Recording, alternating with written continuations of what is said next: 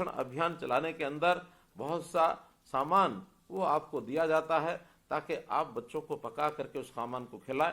जो बच्चे आते नहीं हैं, घर पर रहते हैं, उनके घर पर उस भोजन को आप पहुंचाते हैं और उस पोषण के व्यवहार के साथ साथ उनका सारा एक प्रकार से बच्चे का नाप तोल, उसका कद कितना हो गया, उसका वेट कितना हो गया, फिर उसको टीकाकरण भी किया जाता है ताकि उसको कोई प्रारंभिक जो बीमारियां लगने वाली हैं वो बीमारी भी न लगे।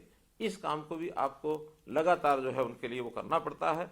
बच्चों को सफाई, ये सफाई सिखाने का काम ये भी आखिर उन बच्चों के लिए करना पड़ता है।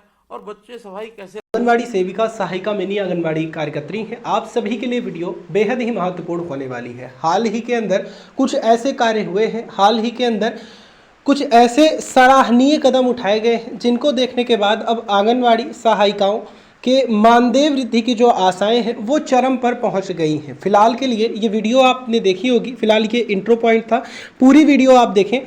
फिलहाल कोई भी डाउट हो कमेंट में लिख करके पूछें, अब ये अपडेट पूरा देखें। रखें ये भी सिखाना पड़ता है, क्योंकि बचपन में जो आदत, जो संस्कार बालक की हो जाए जीवन भर वही रहता है। जापान के विद्यालय का मैं आपको उदाहरण देता हूं।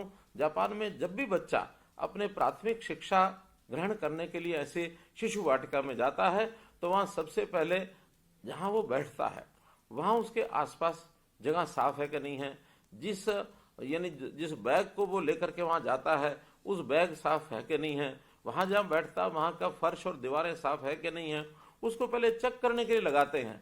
अगर ज्यादा स्वच्छता यानी अस्वच्छता है, गंदगी है, तो वहां के कर्मचारी साफ करते हैं। लेकिन अगर छोटी मोटी व्यवस्था है, उन बच्चों को ही कहा जाता है कि बेटे अपने आसपास की जगह को साफ रखिए। अब ये कोई काम नहीं होता, लेकिन एक संस्कार होता है कि बच्चों को स्वच्छता कैसे रखनी है। बच्चा अपना नाखून काटता कि नहीं काटता है, बच्चा कपड़ा पहन के आया है तो वो साफ है कि नहीं है। उनके माता पिता को हम बुलाते हैं, बताते हैं कि आपके बच्चे को साफ रखना है तो घर से सफाई करके उसको साफ तैयारी करके भेजिए। तो एक संस्कार के नाते से ये बहुत बड़ी चीजें आप बच्चों के लिए करते हैं, क्योंकि बड़ों को समझाना ये बड़ा आसान है, लेकिन बच्चों को समझाना ये कहीं कठिन है। आप इस कठिन काम को जो करते हैं और इसके लिए आपने उनका जो कुल मिलाकर के संभाल करते हुए, जैसा मैंने बताया कि उनका डाटा भी आप तैयार करते हैं।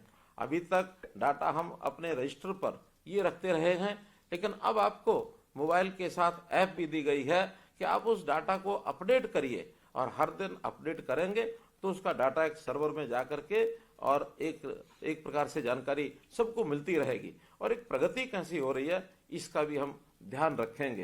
तो कुल मिलाकर आप बच्चों का ध्यान रखते हैं, उन बच्चों की प्री स्कूलिंग एक्टिविटी, खिलौने आदि से खिलाना, खिलौने बनाना, ड्राइंग करवाना, पजल गेम्स आदि ये सब सिखाना, ये उनके गुणों में वृद्धि करती है और भविष्य